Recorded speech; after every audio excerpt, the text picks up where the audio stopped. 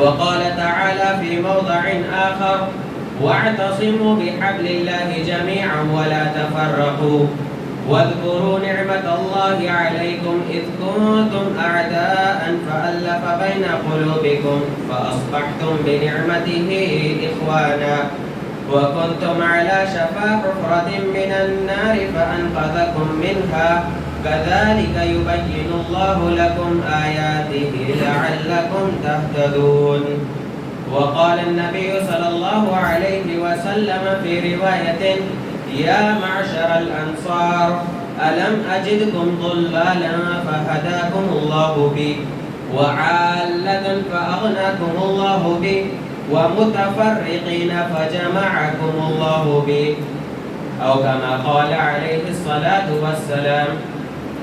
رب اشرح لي صدري ويسر لي أمري واحلل عقدة من لساني يفقهوا قولي رب زدني علما نافعا رب زدني علما نافعا رب زدنی علما نافعا. تمام قسم کی تعریف و توصیف، بڑائی و بزرگی، حمد و کبریائی اللہ وحدہ لا شریک، خالق کائنات، مالک ارض و سما کے لیے لائق و سزاوار ہے، جس نے اس دار فانی کے اندر ہمیں جلا بخشی اور ہماری زندگی کا ایک مقصد اور ایک ہدف ہماری زندگی کا بنایا. بعدہ بے شمار درود و سلام نازل ہو تمام انبیاء کرام پر، بالخصوص ہم سب کے آخری نبی جناب محمد رسول اللہ صلی اللہ علیہ وسلم پر، جن کو اللہ رب العالمین نے مذہب اسلام کی تعلیمات دے کر ہمارے درمیان مبعوث فرمایا. اللہم صلی علی محمد وعلی آل محمد کما صلیت علی ابراہیم وعلی آل ابراہیم انک حمید مجید. اللہم بارک علی محمد وعلی آل محمد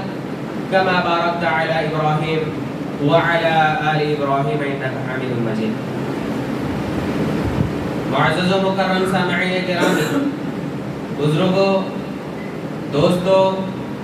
اور میری آواز کو سننے والی پردہ نشین ماں اور بہنوں، اسلام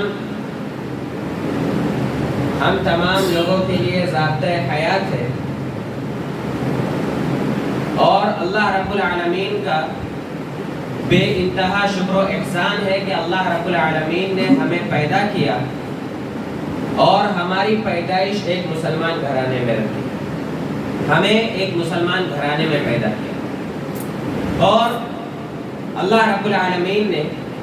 اپنے احکامات کے ذریعے سے ہمارے لیے اور ہمیں اس چیز کی تعلیم دی کہ تمام مسلمان آپس میں ایک دوسرے کے لیے بھائی بھائی ہیں. اللہ رب العالمین نے سورہ حجرات کے اندر ارشاد فرمایا کہ انما المؤمنون اخوہ، کہ بے شک یہ جو مومن ہے یہ آپس میں تمام کے تمام آپس میں ایک دوسرے کے لیے بھائی بھائی ہیں. اور یہی وہ رشتہ ہے بھائی کا، اسلامی بھائی کا یہی وہ رشتہ ہے جس کے ذریعے سے ہم آپس میں ایک دوسرے مسلمان سے محبت رکھتے ہیں، ایک دوسرے مسلمان سے الفت رکھتے ہیں، ایک دوسرے کے حقوق کو ادا کرنے کی کوشش کرتے ہیں. اور یہی وہ رشتہ ہے کہ جس کے ذریعے سے اللہ رب العالمین نے ایک دوسرے کے تئیں جو ہے ہم ہمدردی کے جذبات بھی رکھتے ہیں. اللہ رب العالمین نے قرآن مجید کی دوسری آیت کریمہ کے اندر ارشاد فرمایا کہ ان المؤمنین والمؤمنات بعضهم اولیاء بعض، کہ بے شک یہ جو مومن مرد ہے اور مومنہ عورتیں ہیں یہ تمام کے تمام آپس میں ایک دوسرے کے بھائی بھائی ہیں، ایک دوسرے کے دوست ہیں. یأمرون بالمعروف وینہون عن المنکر، اور ان کا کام کیا ہے؟ یہ کام اس طرح سے کرتے ہیں کہ ان کے اندر باہمی الفت و محبت ہوتی ہے، جس کی وجہ سے یہ لوگ آپس میں ایک دوسرے کو بھلائی کا حکم دیتے ہیں، نیکی کے کام کرنے کا حکم دیتے ہیں، وَيَنْهَوْنَ عَنِ الْمُنْكَرِ، اور برائی کے کاموں سے روکتے ہیں. اور اسی طرح سے نماز قائم کرتے ہیں، زکوٰۃ ادا کرتے ہیں. یہ چیزیں جو ہے اللہ رب العالمین نے کچھ صفات مومنوں کی بیان فرمائی. اگر ہم اسلام سے پہلے زمانے جاہلیت کی تاریخ کا ہم مطالعہ کریں گے تو ہمارے سامنے یہ بات کھل کر سامنے آئے گی کہ زمانے جاہلیت کے اندر کس طرح سے لوگ ایک دوسرے کے خون کے پیسے تھے. جب ان کے کسی قبیلے کا کوئی فرد یا کسی خاندان کا کوئی آدمی قتل کیا جاتا تو اس کا نتیجہ یہ ہوتا کہ کئی ایک جانیں جو ہے بے جان ایسی قربان ہو جاتی تھی. یعنی اس زمانے میں ایک دوسرے کی خون کی پیس ایسی لگی ہوئی تھی کہ اگر کسی قبیلے کے اندر جنگ چھڑ گئی تو بسا اوقات وہ سارا سال چلتی تھی, کبھی کبھی وہ نسل در نسل چلتی تھی, اور جب تک ان کے دلوں کو ٹھنڈک نہیں پہنچتی تھی ایسے ہی وہ بے جا خون بہایا کرتے تھے. لیکن اللہ رب العالمین نے ایسی صورتحال میں نبی اکرم صلی اللہ علیہ وسلم کو بھیجا, اور پھر اللہ رب العالمین نے نبی اکرم صلی اللہ علیہ وسلم کے ذریعے سے آپس میں تمام مسلمانوں کو جو دائرے اسلام میں داخل ہو گئے ان کے دلوں میں آپس میں ایک دوسرے کے تئیں اللہ رب العالمین نے محبت پیدا کر دی. اللہ رب العالمین نے قرآن مجید کے اندر مختلف مقامات پر اس چیز کی وضاحت کی. اللہ رب العالمین نے ارشاد فرمایا کہ وَاعْتَصِمُوا بِحَبْلِ اللَّهِ جَمِيعًا وَلَا تَفَرَّقُوا, کہ لوگوں اللہ رب العالمین کی رسی کو مضبوطی سے تھام لو, وَلَا تَفَرَّقُوا, اور تم جو ہے فرقوں میں مت بٹنا, وَاذْكُرُوا نِعْمَةَ اللَّهِ عَلَيْكُمْ. اب یہاں پر اللہ رب العالمین اپنی نعمت کو اور اپنے احسان کو بتاتا ہے کہ اللہ رب العالمین کی اس نعمت کو یاد کرو, اذ کنتم اعداء فالف بین قلوبکم. اس وقت کو یاد کرو, اللہ رب العالمین کی اس نعمت کو یاد کرو جب تم آپس میں ایک دوسرے کے دشمن تھے, جب تم آپس میں ایک دوسرے کے خون کے پیسے تھے, تو اللہ رب العالمین نے تمہارے دلوں کے اندر الفت و محبت پیدا کر دی. ایک دوسرے سے تم جو ہے محبت کرنے لگے, ایک دوسرے کے لیے تمہارے دلوں میں محبت پیدا ہو گئی. فَأَصْبَحْتُمْ بِنِعْمَتِهِ إِخْوَانًا. اللہ رب العالمین بیان کرتا ہے اللہ رب العالمین نے جب تمہارے دلوں کے اندر الفت پیدا کر دی تو اس کے بعد جو ہے تم ایک دوسرے کے بھائی بھائی بن گئے. وَكُنْتُمْ عَلَى شَفَا حُفْرَةٍ مِّنَ النَّارِ فَأَنْقَذَكُم مِّنْهَا. اور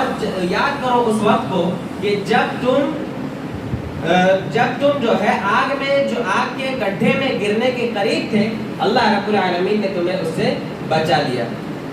كَذَلِكَ يُبَيِّنُ اللَّهُ لَكُمْ آيَاتِهِ لَعَلَّكُمْ تَهْتَدُونَ. اور اللہ رب العالمین تمہارے لیے اپنی آیتوں کو, اپنی نشانیوں کو ایسے ہی کھول کھول کر بیان کرتا ہے تاکہ تم جو ہے اس سے ہدایت پا جاؤ. اس آیت کریمہ کے اندر اللہ رب العالمین نے اپنا احسان اور اپنی ایک بڑی نعمت کا ذکر کیا کہ تم جو ہے ایک دوسرے کے خون کے پیاسے تھے, تم آپس میں ایک دوسرے کے دشمن تھے. اللہ رب العالمین نے تمہارے دلوں کے اندر ایسی الفت و محبت پیدا کر دی کہ اس کے بعد جو ہے تم آپس میں ایک دوسرے کے بھائی بھائی بن گئے.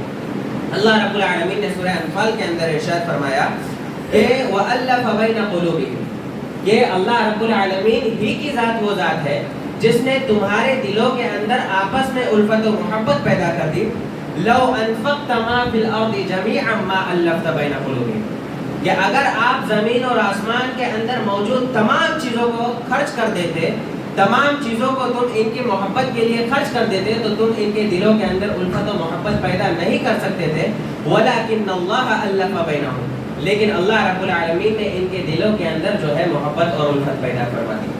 تو یہ اللہ رب العالمین اپنے احسانات کو بتا رہے ہیں. اسی طرح سے ایک اور روایت ہے, حضرت عبداللہ بن زید رضی اللہ تعالیٰ عنہ بیان فرماتے ہیں کہ رسول اللہ صلی اللہ علیہ وسلم نے جب حنین کو فتح کیا تو نبی اکرم صلی اللہ علیہ وسلم نے مال غنیمت کو ان لوگوں میں تقسیم کیا جن کی تالیف قلب کرنا مقصود تھا. یعنی جو نئے نئے دین اسلام کے اندر داخل ہوئے تھے تو ان کے لیے جو ہے نبی اکرم صلی اللہ علیہ وسلم نے وہ مال غنیمت ان لوگوں کے اندر تقسیم فرما دیا. تو اس کے بعد جو ہے نبی صلی اللہ علیہ وسلم تک یہ بات پہنچی کہ انصار بھی ان کی طرح مال غنیمت حاصل کرنا چاہتے ہیں. یعنی جس طرح سے نبی صلی اللہ علیہ وسلم نے تالیف قلب کے لیے نئے مسلمانوں کو جو مال غنیمت عطا کیا, تو بعد میں نبی صلی اللہ علیہ وسلم کو معلوم ہوا کہ انصار کے کچھ لوگ ایسے بھی ہیں جو نبی صلی اللہ علیہ وسلم کی اس تقسیم پر راضی نہیں ہیں, بلکہ وہ بھی جو ہے اس مال غنیمت میں سے مال حاصل کرنا چاہتے تھے. تو نبی صلی اللہ علیہ وسلم کھڑے ہوئے اور ان سے خطاب کرنا شروع کر دیا, اور پھر نبی اکرم صلی اللہ علیہ وسلم نے حمد و ثنا اللہ رب العالمین کی تعریف بیان کی، اس کے بعد فرمایا کہ یا معشر الانصار، کہ اے انصار کی جماعت، الم اجدکم ضلالا فہداکم اللہ بی، کیا تم گمراہ نہیں تھے جو اللہ رب العالمین نے تمہیں میرے ذریعے سے ہدایت دی، وعالتا فاغناکم اللہ بی، تم جو ہے کنگال تھے، تم فقیر مسکین محتاج تھے، اللہ رب العالمین نے تمہیں میرے ذریعے سے مالدار بنایا، تمہیں میرے ذریعے سے غنی بنایا، وَمُتَفَرِّقِينَ فَجَمَعَكُمُ اللَّهُ، اور تم آپس میں ایک دوسرے سے الگ الگ تھے، ایک دوسرے سے جدا تھے، ایک دوسرے کے دشمن تھے، تو اللہ رب العالمین نے تمہیں ایک جگہ پر جمع کیا، تمہارے دلوں میں آپس میں ایک دوسرے کے تئیں محبت پیدا کر دی، اور تمہیں جو ہے اللہ رب العالمین نے بھائی بھائی بنا دیا۔ حضرت عبداللہ بن زید رضی اللہ تعالیٰ عنہ بیان فرماتے ہیں کہ نبی اکرم صلی اللہ علیہ وسلم جب یہ سوالات کر رہے تھے تو ہر سوال کے جواب میں انصار کے لوگ یہ کہتے تھے کہ اللہ اور اس کے رسول صلی اللہ علیہ وسلم کا احسان بہت بڑا ہے، یعنی حقیقت میں اللہ رب العالمین اور اللہ رب العالمین کے رسول جب آئے تو اس کے بعد جو ہے ہمارے اندر اصلاح ہوئی، ہم آپس میں ایک دوسرے سے محبت کرنے لگ گئے، ہم آپس میں ایک دوسرے کے بھائی بھائی بن گئے، تو ایسی صورت میں یہ اللہ اور اس کے رسول صلی اللہ علیہ وسلم کا بہت بڑا احسان ہے۔ اس کے بعد جو ہے انصار نے اس طرح کے سوالات کو اور نبی صلی اللہ علیہ وسلم کی اس تقسیم پر جو ہے راضی ہو گئے۔ تو یہاں پر ان چیزوں کے اور ان دلائل کے بیان کرنے کا مقصد یہ ہے کہ اللہ رب العالمین نے ہمیں ایک مسلمان گھرانے میں پیدا کیا، اور اللہ رب العالمین نے ہمیں ایک دوسرے کا ہمدرد، ایک دوسرے کے تئیں الفت و محبت پیدا کر دی، اور ہمیں ایک دوسرے کا بھائی بھائی بنا دیا۔ لیکن آخر کیا وجہ ہے کہ ہمیں ایک دوسرے سے محبت نہیں ہے؟ آخر کیا وجہ ہے کہ ہم آپس میں اپنے بھائیوں کے درد کو سمجھ نہیں سکتے؟ آخر کیا وجہ ہے کہ ہمارے اندر سے خیر و بھلائی کے جذبات کیوں ختم ہوئے جا رہے ہیں، اور ہمارے تعلقات ایک دوسرے سے کیوں برابر نہیں ہیں؟ اور اس طرح کے کئی ایک سوالات جنم لیتے ہیں۔ لیکن ان تمام چیزوں، ان تمام سوالات پر اگر ہم غور کریں تو اس کے جو ہے کچھ اسباب ہمارے سامنے آتے ہیں، اور کچھ اسباب ہمیں معلوم ہوتے ہیں کہ ان چیزوں کے اپنانے کی وجہ سے ہم جو ہے ان تمام چیزوں سے دور ہو گئے۔ نبی اکرم صلی اللہ علیہ وسلم نے مومنوں کی مثال بیان کرتے ہوئے ارشاد فرمایا کہ مثل المؤمنین فی توادهم وتراحمهم وتعاطفهم مثل الجسد، کہ نبی اکرم صلی اللہ علیہ وسلم نے فرمایا کہ مومنوں کی مثال آپس میں ایک دوسرے سے محبت کرنے میں، ایک دوسرے پر ترس کھانے میں، ایک دوسرے کے ساتھ رحم اور شفقت کا برتاؤ کرنے میں، اور ایک دوسرے کے ساتھ خیر و بھلائی کرنے میں، ایک دوسرے پر شفقت کرنے میں ان کی مثال ایسے ہی ہے گویا کہ ایک جسم کی مانند ہے۔ جس طرح سے جسم کے کسی بھی ایک حصے میں، جس طرح سے جسم کے ایک عضو میں اگر کسی طرح کی کوئی تکلیف ہوتی ہے تو اس کا نتیجہ یہ ہوتا ہے کہ انسان کے چین و سکون غارت ہو جاتا ہے، اور اس ایک عضو کی تکلیف جو ہے پورے جسم کے اندر انسان محسوس کرتا ہے۔ یعنی اگر انسان کے ہاتھ میں کسی طرح کی تکلیف ہے تو ایسا نہیں کہ صرف ہاتھ ہی پریشان رہتا ہے، بلکہ انسان کا مکمل جسم جو ہے پریشان ہوتا ہے۔ تو نبی اکرم صلی اللہ علیہ وسلم اس مثال کے ذریعے سے یہ تعلیم دینا چاہ رہے ہیں کہ ایک مومن، ایک مسلمان اپنے بھائی کے تئیں اس کے اندر ہمدردی کے جذبات اس طرح سے ہونا چاہیے کہ اگر کوئی ایک مسلمان بھائی ہمارا پریشان ہے تو ہمارا ایک مسلمان بھائی اگر کسی تکلیف میں مبتلا ہے تو دوسرے مسلمان کو بھی ٹینشن ہونی چاہیے، اسے بھی سوچنا چاہیے کہ آخر وہ کیوں پریشان ہے اور اس کے علاج کرنے کی کوشش کرنی چاہیے۔ تو آئیے اس کے جو ہے کچھ اسباب ہیں جنہیں مختصر انداز میں بیان کرنا مناسب سمجھتا ہوں۔ سب سے پہلی چیز کہ غیبت ہے۔ جب ہمارے اندر غیبت جیسی بیماری نے جنم لیا تو اس کے بعد جو ہے ہمارے تعلقات آپس میں خراب ہونا شروع ہو گئے، اور ہم سے ہماری آپسی محبت جو ہے ختم ہونے لگ گئی۔ غیبت کیا ہے؟ حضرت ابو ہریرہ رضی اللہ تعالیٰ عنہ بیان فرماتے ہیں کہ نبی اکرم صلی اللہ علیہ وسلم نے صحابہ کرام رضوان اللہ علیہم اجمعین سے پوچھا کہ اتدرون ما الغیبہ، کیا ہے صحابہ کرام رضوان اللہ علیہم اجمعین، کیا تم یہ بات جانتے ہو کہ غیبت کیا ہے؟ صحابہ کرام رضوان اللہ علیہم اجمعین کا ایک طریقہ رہا ہے کہ جب اس طرح سے نبی اکرم صلی اللہ علیہ وسلم کو یہ سوال کرتے تھے تو وہ یہ کہا کرتے تھے کہ اللہ و رسولہ اعلم، کہ اللہ اور اس کے رسول بہتر جانتے ہیں، نبی اکرم صلی اللہ علیہ وسلم کی حیات میں۔ لیکن جب نبی اکرم صلی اللہ علیہ وسلم وفات پا چکے تو اس کے بعد صحابہ کرام سے جب کسی مسئلے میں معلوم نہیں ہوتا تھا تو وہ کہا کرتے تھے اللہ اعلم، اس لیے کہ نبی اکرم صلی اللہ علیہ وسلم وفات پا چکے، رخصت ہو چکے۔ تو جب نبی صلی اللہ علیہ وسلم نے سوال کیا اتدرون ما الغیبہ، تو صحابہ کرام رضوان اللہ علیہ مجمعین کہتے ہیں کہ اللہ اور اس کے رسول بہتر جانتے ہیں۔ تو آپ صلی اللہ علیہ وسلم نے ارشاد فرمایا کہ ذکرک اخاک بما یکرہ، کہ تمہارے بھائی کا پیٹھ پیچھے ایسا ذکر کرنا ہے جسے وہ ناپسند کرتا ہے۔ مثلا ایک انسان ہے جس کے اندر کچھ عیوب ہے، اور وہ عیوب جو ہے کسی ایک یا دو اشخاص کو اس کے علاوہ معلوم ہے۔ اب وہ شخص یہ چیز ناپسند کرتا ہے کہ میرے یہ عیوب کے بارے میں کوئی تیسرا شخص جو ہے جانے۔ اب اگر کوئی شخص اس کے عیوب کو کسی اور کے پاس بیان کرتا ہے تو گویا کہ وہ شخص جو ہے اس کی غیبت کرتا ہے۔ صحابہ کرام رضوان اللہ علیہ مجمعین پوچھتے ہیں کہ اللہ کے رسول صلی اللہ علیہ وسلم اگر ایسا ذکر جو اس کے بھائی کے پیٹھ پیچھے کیا گیا اگر وہ حقیقت میں اس کے اندر موجود ہو وہ عیب تو کیا ہے؟ تو نبی صلی اللہ علیہ وسلم کہتے ہیں کہ تو گویا کہ وہ ایسا ہے کہ اس نے اس کی غیبت کی، فقد اغتبت، کہ اگر وہ عیوب اس کے اندر پائے گئے تو گویا کہ وہ شخص نے اس کی غیبت کی، اور اگر وہ عیوب اس کے اندر نہیں پائے گئے تو گویا کہ اس شخص نے اس پر بہتان تراشی کی۔ تو غیبت میں اور بہتان میں فرق ہے۔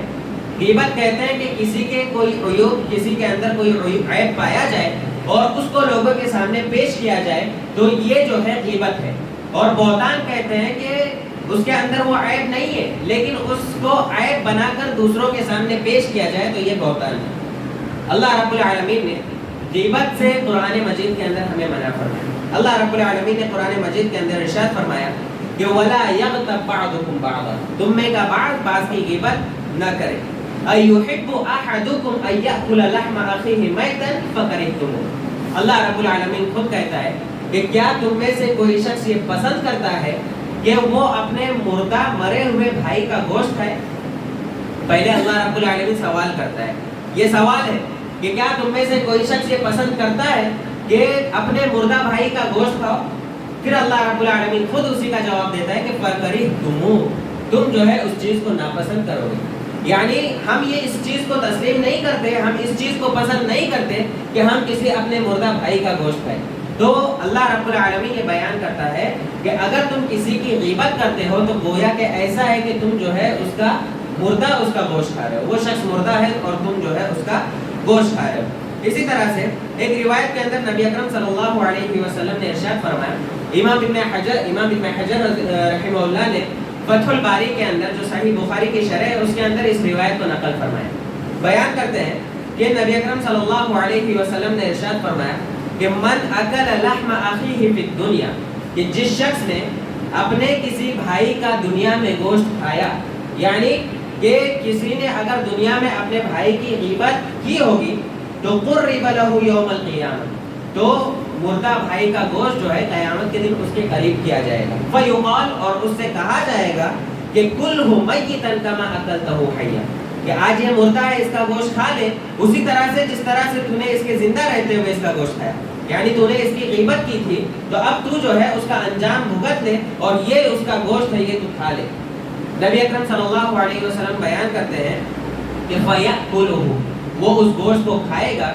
وَيَقْلَحْ وَيَصِحْ، وہ بد شکل ہو جائے گا، گوشت جیسے ہی وہ کھائے گا وہ مکمل طور پر بد شکل ہو جائے گا، اس کی شکل اس کی صورت مکمل طور پر تبدیل ہو جائے گی، اور پھر وہ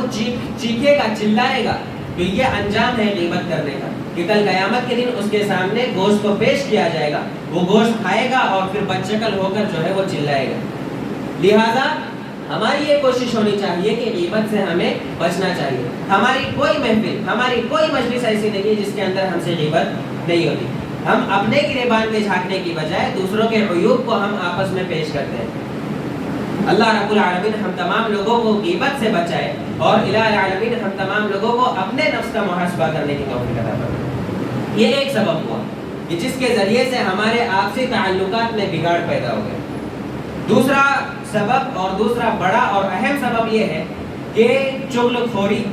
یہ بھی ایک ایسا سبب ہے کہ جس کے ذریعے سے ہمارے آپسی تعلقات جو ہے خراب ہو جاتے ہیں۔ اب چغل خوری کہتے ہیں کہ اس کی بات اس تک پہنچانا، اس کی بات اس تک پہنچانا، اور دونوں کے درمیان جو ہے فتنہ برپا کرنے کی کوشش کرنا، دونوں کو آپس میں لڑانے کی کوشش کرنا. یعنی دو لوگ ہیں اور تیسرا شخص بیچ میں آ کر اس شخص کی برائی اس شخص کے پاس کر رہا ہے، اس شخص کی برائی اس شخص کے پاس کر رہا ہے، اور اس کے ذریعے سے معاملہ یہ ہوتا ہے کہ دونوں کے تعلقات خراب ہو جاتے ہیں اور دونوں کے اندر جو ہے دوریاں پیدا ہو جاتی ہیں. چغل خوری یہ ایک ایسا عمل ہے کہ جس کے ذریعے سے قبر میں عذاب ہوتا ہے اور ساتھ ہی ساتھ کل قیامت کے دن اللہ رب العالمین ایسے شخص کو جہنم کے اندر داخل کرے گا. نبی اکرم صلی اللہ علیہ وسلم کی ایک روایت ہے جس میں آپ صلی اللہ علیہ وسلم نے ارشاد فرمایا کہ لا يدخل الجنت نمام،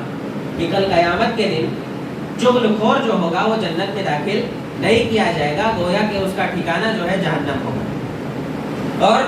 حضرت ابن عباس رضی اللہ تعالیٰ عنہ کی ایک روایت ہے، وہ بیان کرتے ہیں کہ مر النبی صلی اللہ علیہ وسلم بقبرین، نبی صلی اللہ علیہ وسلم کا گزر دو قبروں پہ سے ہوا. بعض روایات میں آتا ہے کہ وہ قبریں جو ہے نئی نئی تدفین کی گئی تھی.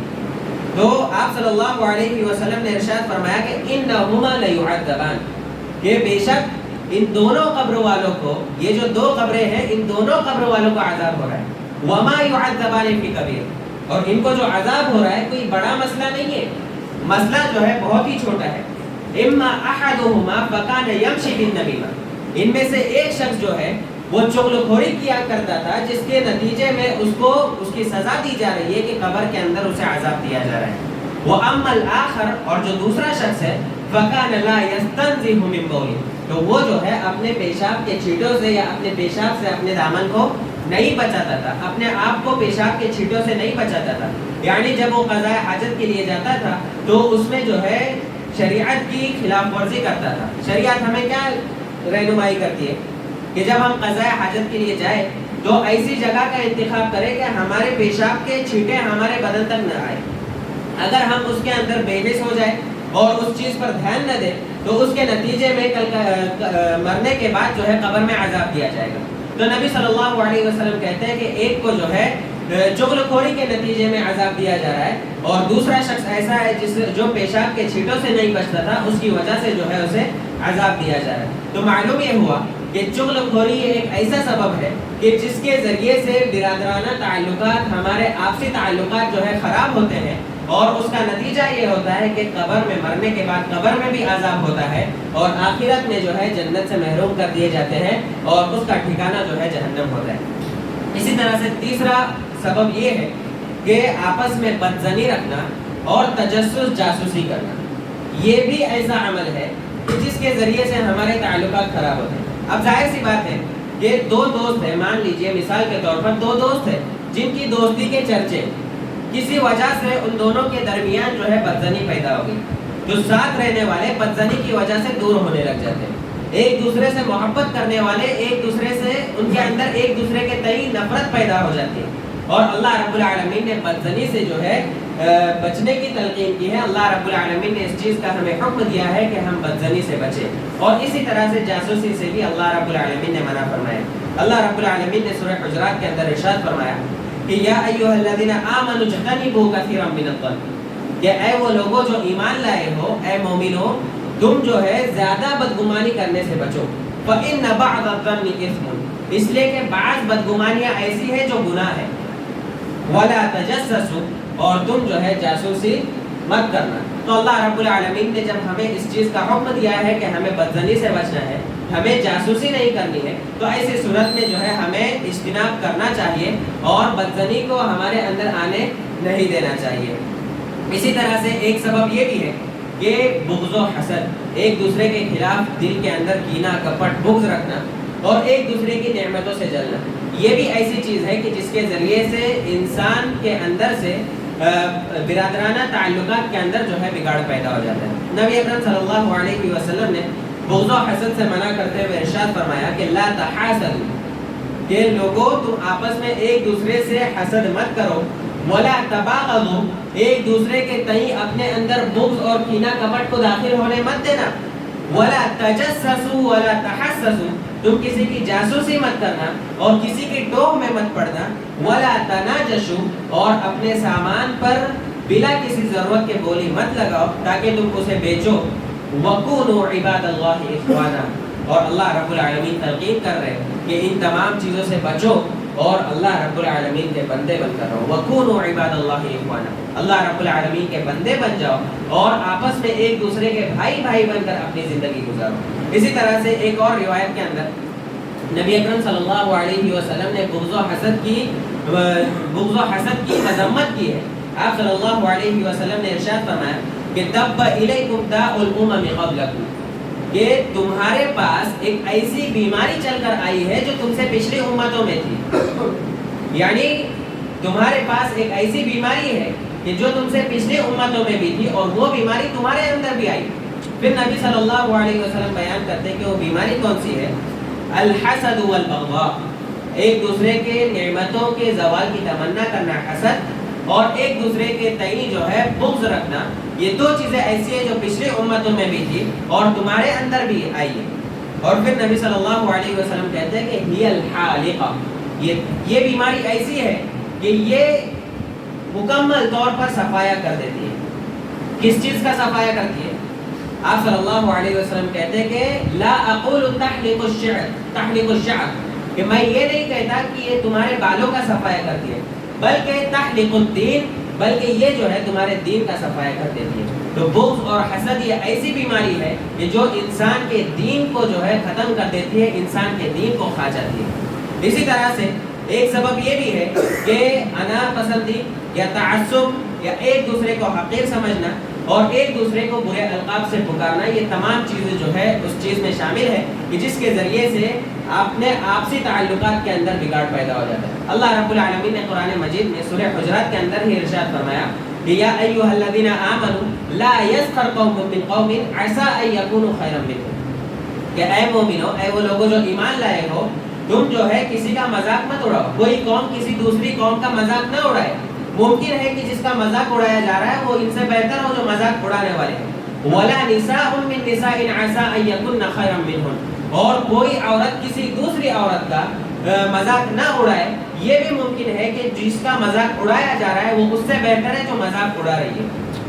اور پھر اللہ رب العالمین نے ارشاد فرمایا کہ ولا تنابزوا بالالقاب, کہ تم جو ہے آپس میں ایک دوسرے کو برے القاب سے بھی مت پکارو. تو یہ دین اسلام کی بہت ہی اچھی اور قیمتی تعلیمات ہے جسے ہم نے بھلا دیا ہے, اور اس کا نتیجہ یہ ہوا کہ ہمارے آپسی تعلقات جو ہے بگڑ گئے ہیں, ہمارے برادرانہ تعلقات جو ہے ختم ہو گئے ہیں. اور یہی کچھ اسباب ہے جن کے ذریعے سے یہ بات معلوم ہوتی ہے کہ اگر ہم ان چیزوں کو چھوڑیں گے, یعنی غیبت ہوئی, چغلخوری ہوئی, یا بدزنی اور تجسس ہوا, یا اسی طرح سے بغض و حسد ہوا, ان تمام چیزوں کو اور ان تمام اسباب کو جسے ہم نے اختیار کر لیا ہے, اپنایا ہے, اگر ہم ان اسباب کو چھوڑتے ہیں تو ہمارے تعلقات کے اندر جو ہے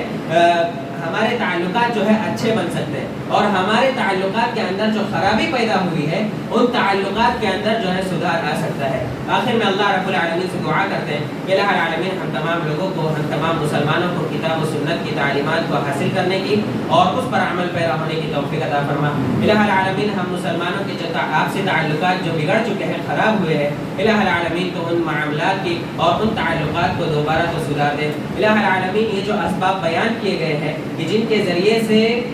آپسی برادرانہ تعلقات جو ہے ہمارے آپسی تعلقات خراب ہوتے ہیں, الہ العالمین تو ان اسباب سے ہمیں بچنے کی توفیق عطا فرما. الہ العالمین ہم تمام لوگوں کی حفاظت فرما. الہ العالمین ہمارے وہ مسلمان بھائی جو مارے جا رہے ہیں, پیٹے جا رہے ہیں, ستائے جا رہے ہیں, الہ العالمین تو ان کی مدد فرما, غیب کے ذریعے سے ان کی مدد فرما. الہ العالمین جو وفات پا چکے ہیں انہیں شہادت کا درجہ نصیب فرما, اور الہ العالمین جو زخمی ہے تو انہیں جلد از جلد شفاء کاملہ عاجلہ نافعہ عطا فرما. الہ العالمین ہم میں جو مقروض ہیں تو ان کے قرض کی ادائیگی کی سبیل پیدا فرما, اور جو بے روزگار ہے الہ العالمین تو انہیں روزگار عطا فرما. آمین. تقبل یا رب العالمین وتب علینا انک انت التواب الرحیم. بارک اللہ لنا ولکم فی القرآن الکریم ونفعنی وإیاکم بالآیات والذکر الحکیم انہ تعالی جواد کریم.